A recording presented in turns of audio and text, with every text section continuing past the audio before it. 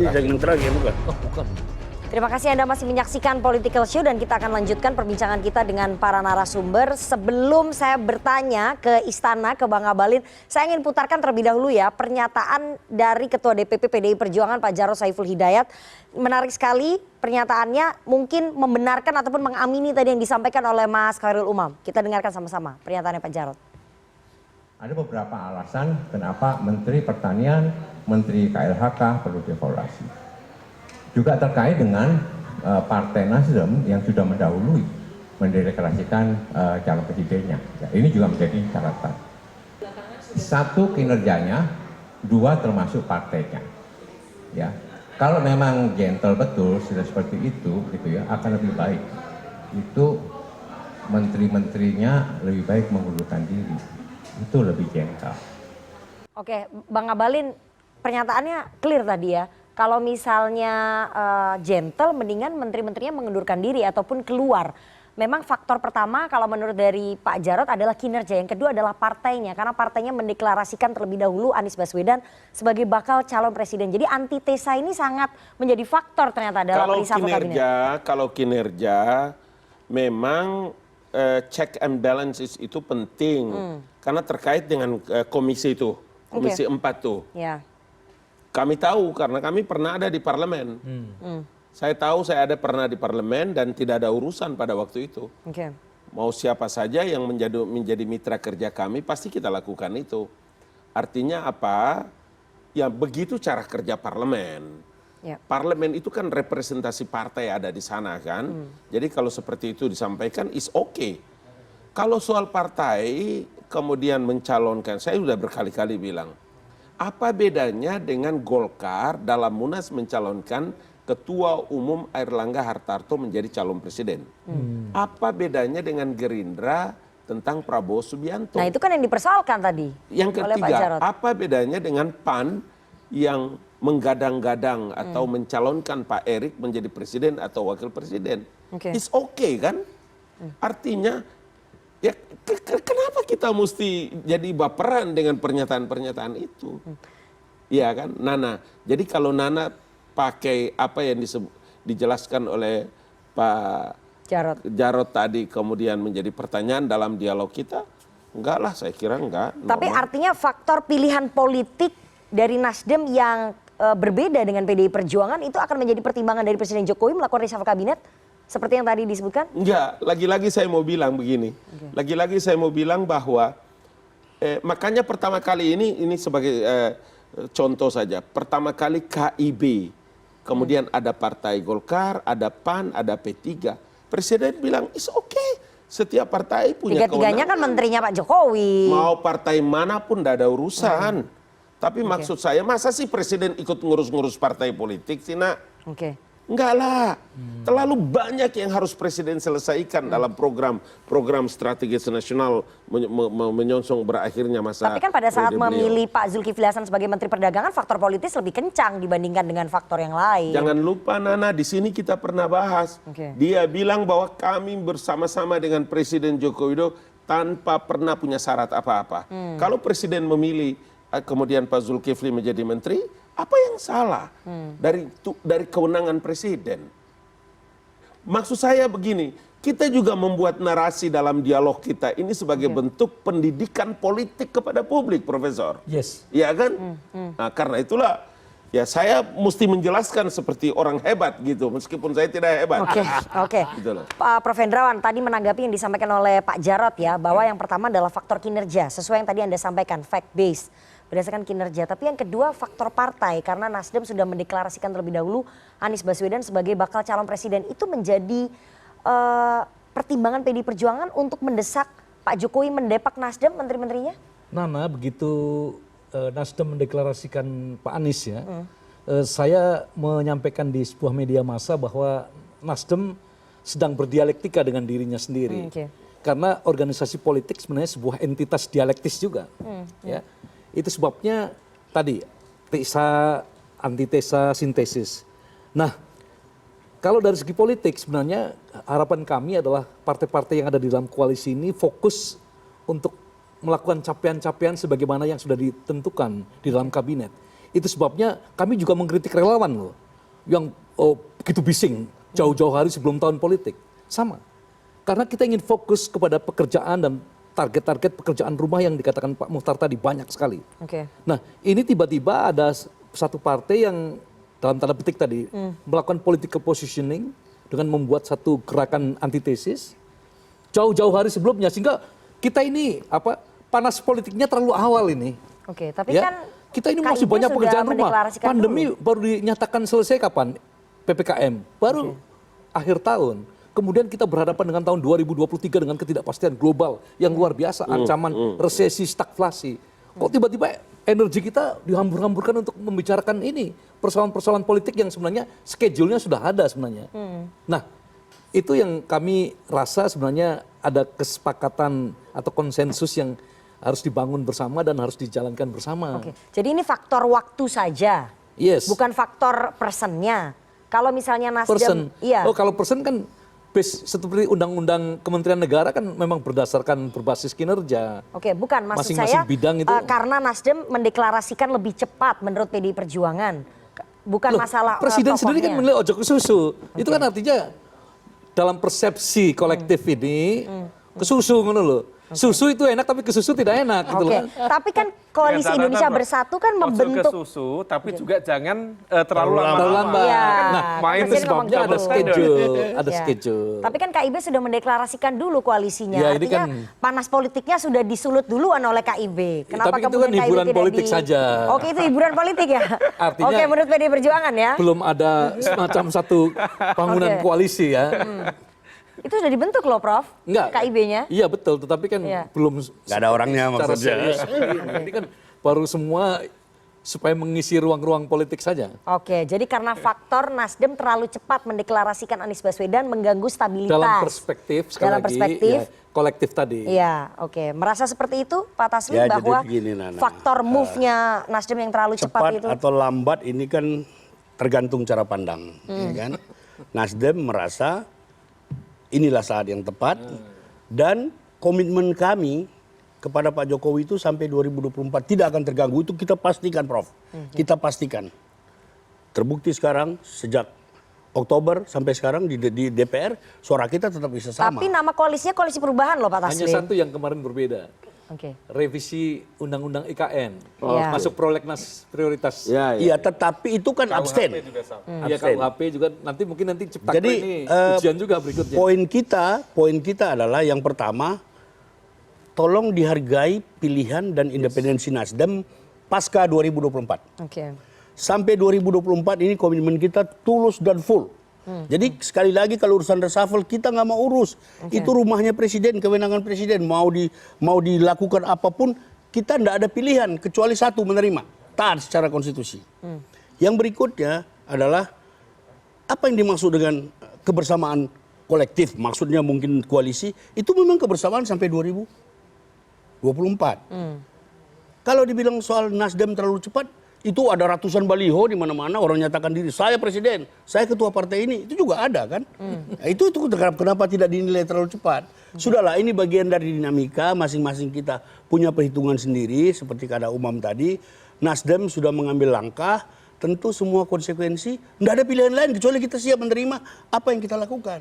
Itu biasa saja. Tanpa mahar. Tapi yang penting sekarang ini, ya, kami ingin tetap fokus bersama presiden sampai 2024 dan itu pasti pegangan kami adalah pidato Pak Surya tanggal 3 Oktober.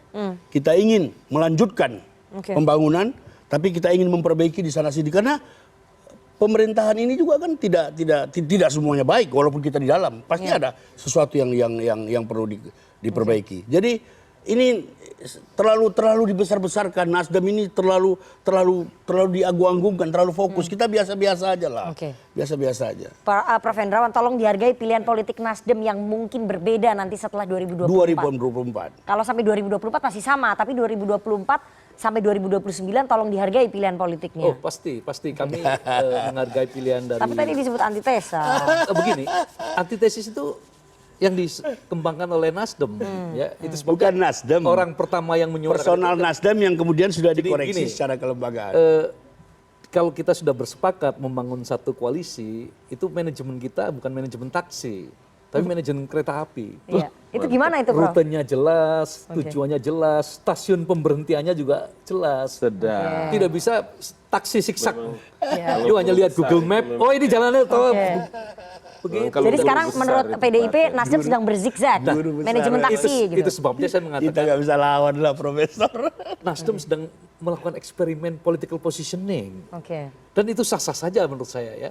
Karena kan Nasdem, Pak Bang Surya saya ikuti pidatonya, videonya berkali-kali, kan ingin menjadi yang terbesar dan wajar saja. Tapi kalau sah-sah saja kenapa kemudian itu Tadi, disebutkan ataupun diperhatikan betul oleh Sekjen dan juga karena Ketua DPP manajemen kereta Anda? api. Visinya visi presiden loh. Oke. Dia tidak bisa begitu naik kereta api, wah ini saya loncat aja, cari taksi, pakai Google Map, tujuannya siksak, nggak bisa dong. Oke.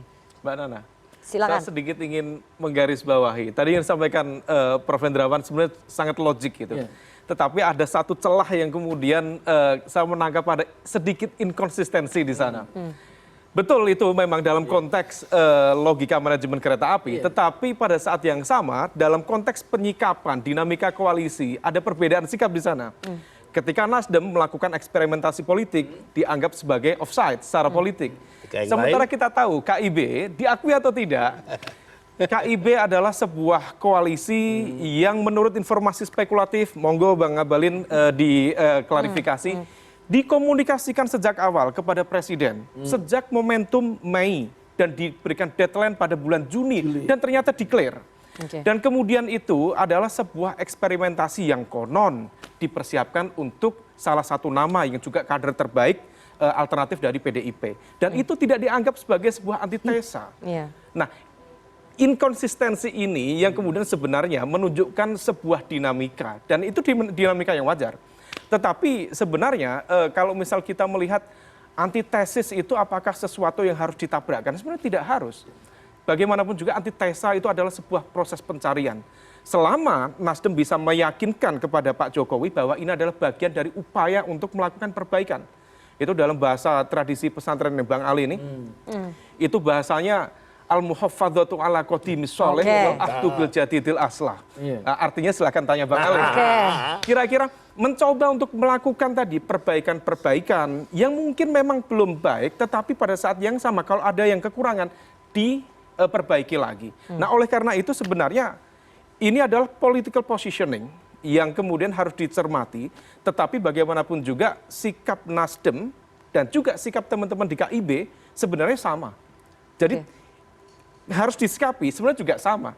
Nah, oleh karena itu kalau misal kemudian teman-teman di pemerintahan melihat kalau yang Nasdem ini offside, KIB tidak offside, saya pikir itu ekspresi yang cukup kurang inkonsisten. Nah, oleh karena itu sebenarnya ya ini dalam konteks politik saya pikir ini natural. Nah, ini natural. Oke, Anda merasa dianaktirikan bahwa KIB tidak offside tapi Nasdem offside Jadi gitu. begini Nana, ketika kita membangun koalisi bersama-sama dengan visi presiden, kita sudah siap. Kita sudah siap dengan semua konsekuensi. Termasuk yang terjadi sekarang ini bagian dari dinamika. Kita ikuti saja. Mau dibilang offset, yang satu tidak offset, biar rakyat pada akhirnya yang menilai, ya kan? Kita ikuti saja. Yang jelas kita semua bekerja dengan hati nurani masing-masing. Toh pasti semua berpikir untuk kebaikan dan kemajuan bangsa. Jadi kalau bagi kami ini tidak ada apa-apa, ini biasa saja. Sangat biasa. Jadi nggak merasa diperlakukan berbeda ya? Tidak. Koalisi yang satu tidak dianggap offside, Nasdem dianggap offside. Bahkan koalisi itu kan semakin terbuka. Ketika di tengah jalan ada orang yang kalah masuk lagi, kita welcome, tidak apa-apa. Itu biasa saja. Biasa saja. Oke, silakan Pak Prof. Hendrawan. Iya, saya setuju dalam arti berbagai dinamika itu harus dipandang sebagai hal-hal yang biasa dalam politik. Karena keseimbangan politik kan juga dinamis. Ya. Tetapi kalau saya membaca dari luar sebagai orang luar, saya melihat Nasdem juga bergumul, itu sebabnya saya mengatakan berdialektika. Bang Surya Paloh dalam satu versi pernah mengatakan taruhan saya tidak besar-besar amat, kalau memang tidak bisa, tidak ada masalah bagi Nasdem untuk tidak mengusung capres. Ya. Iya, karena Dan Nasdem kan tidak bisa sendiri. Jadi itu kan ikhtiar. Sejumlah komponen Nasdem kemudian mengundurkan diri, misalnya itu juga bagi saya Ya itu enggak apa-apa. sedang berdialektika ini, Itu biasa entitas saja. dialektis di partai politik ini. Itu sebabnya silahkan teruskan dialektika itu, ya. Tetapi sekali lagi tadi ketika kita sudah sepakat untuk membangun sebuah koalisi dan koalisi itu targetnya sampai tadi Ya. 20 kan Oktober akan berlangsung. 2024, Akan maka berlangsung. marilah kita sama-sama di satu kereta api dong. Oke, ini marilah sama-sama Iya. di satu kereta api kalau menurut Koalisi harapannya kita PDI tetap Perjuangan. bersama. Jangan tapi- pindah-pindah stasiun. Tapi Tuh, pilihan- jangan pindah-pindah stasiun. Kalau mau ke Gimana? Surabaya Pak Pilihan Taslim, kami, berhentilah di Tegal, Semarang. Pilihan kami ini kan pilihan pasca 2024. Oh. Kita akan terus bersama-sama. Percaya atau tidak, kita akan terus Meskipun bersama-sama. mengangkut penumpang baru ya, dalam koalisinya begitu. Pak Jokowi kan tidak bisa dicalonkan lagi. Kalau Pak Jokowi bisa dicalonkan lagi, kita akan berhitung lain. Wah. Ini faktanya kan begini, ya kan? Pokoknya sampai 2024 kita tetap bersama-sama dengan Pak Jokowi. Oke. Ya, itu aja. Oke, itu bagaimana menurut PDI Perjuangan dengan komitmen Nasdem tadi? Ya tapi kan komitmen itu kan gini, salah satu ciri komitmen adalah irreversibility. Sesuatu yang tidak bisa diputar ulang gitu loh. Oke. Dibalik-balik. Nah ini kita lihat saja ya. Ya kan Ya. Nana? Tapi kalau, saya committed. Tapi pernyataan ini irreversible. Dengan Bisa mudah tindakannya Iya, begitu. itu kan- Oh, ingin lain di mulut, lain di Ya itu artinya. perilaku. Maksudnya Prof begitu. Jadi Oke. ojo esok dele sore tempe. Oke, itu kalau orang peribahasa Jawa. Jawa. Nah, tapi ini pernyataan dari Sekjen Partai Nasdem kita harus dengarkan bersama. Mungkin menguatkan tadi apa yang disampaikan oleh Bang Taslim ya, bahwa winner never quit. Saya juga nggak tahu nih, makanya kita dengarkan sama-sama. Ini maksudnya apa? Apakah akan terus bersama dengan Pak Jokowi atau seperti apa?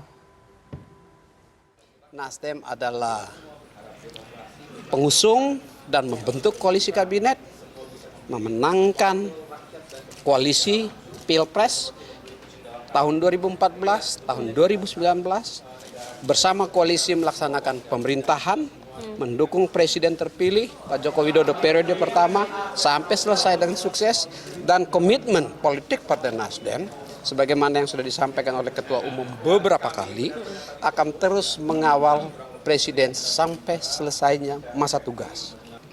Nah, satu yang harus dicatat ya, the winner never quit.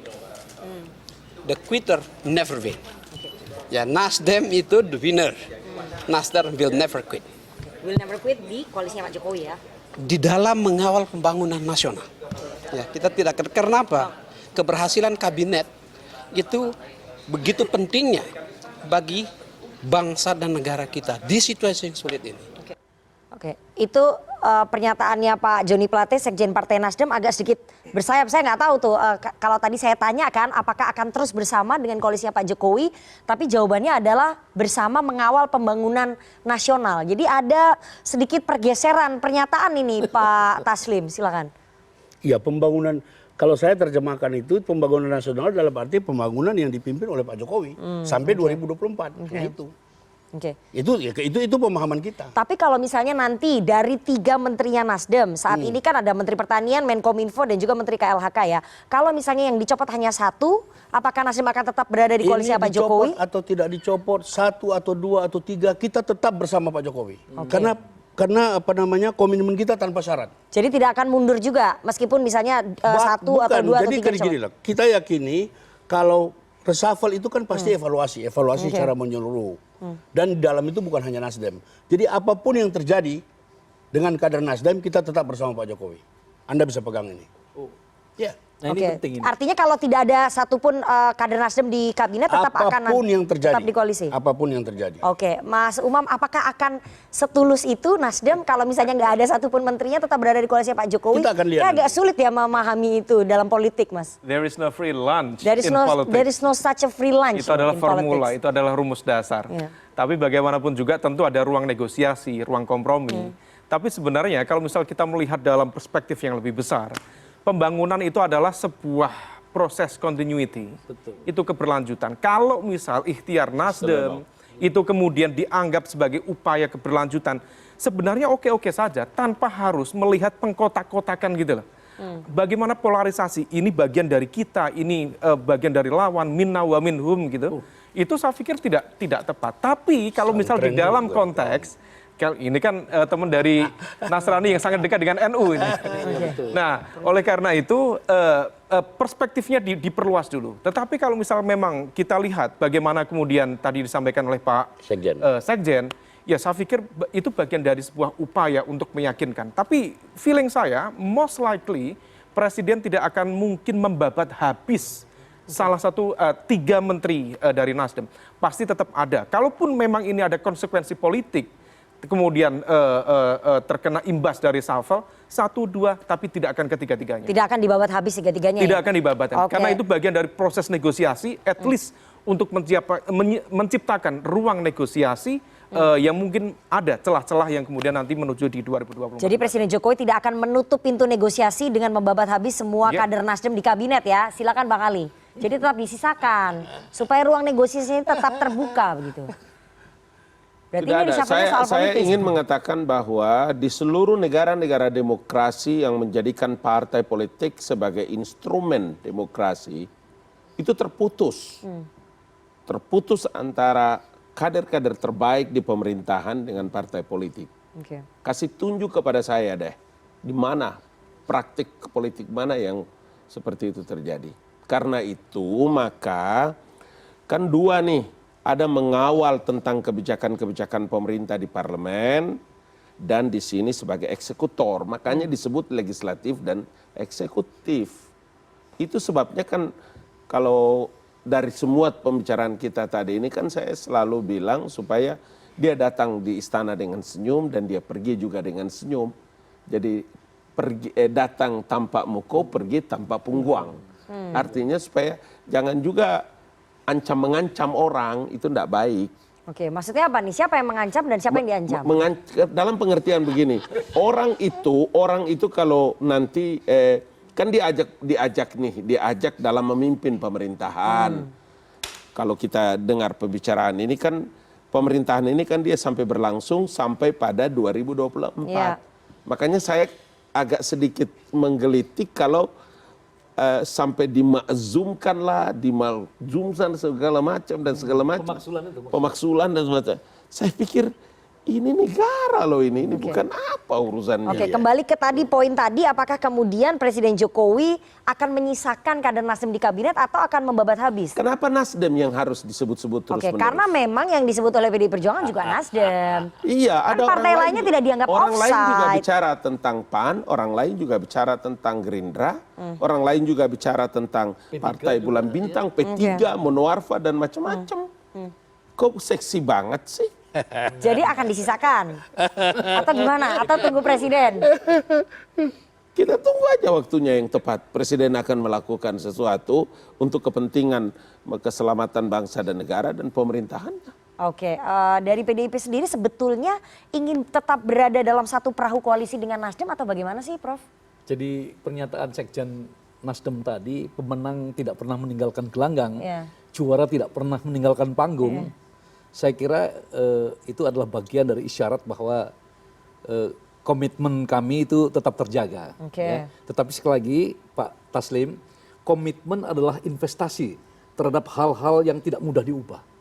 Itu sebabnya ketika perilaku politik di lapangannya berubah-ubah, ya tadi saya menggunakan istilah manajemen taksi dengan manajemen kereta api.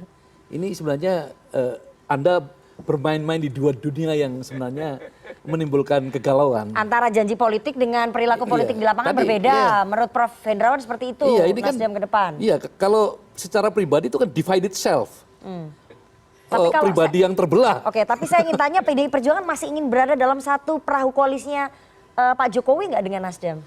Tema HUT kami yang ke-50, Persatuan Indonesia untuk Indonesia Raya. Oke. Artinya Jelas masih ingin kan? bersama.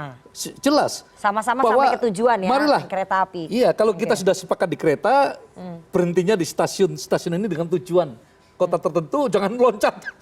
Tapi jangan didorong-dorong juga keluar dari kereta. Ya, ini kan soalnya antitesis itu, politik antitesis. Ini kan berarti dia sudah loncat dari kereta. Oke. Nanti saya akan tanya dampaknya apa kalau misalnya Pak Jokowi menyisakan hanya 1 atau 2 menterinya Nasdem atau membabat habis semua menterinya Nasdem. Apakah itu akan memberikan dampak elektoral kepada Nasdem atau justru sebaliknya karena tadi hasil survei menunjukkan Nasdem mengeruk juga tambahan elektoral dari approval ratingnya Pak Jokowi. Nanti kita akan bahas lebih dalam dan bagaimana tanggapan dari teman-teman mahasiswa. Tapi kita harus jeda terlebih dahulu. Jangan kemana-mana, tetap bersama kami di Political Show.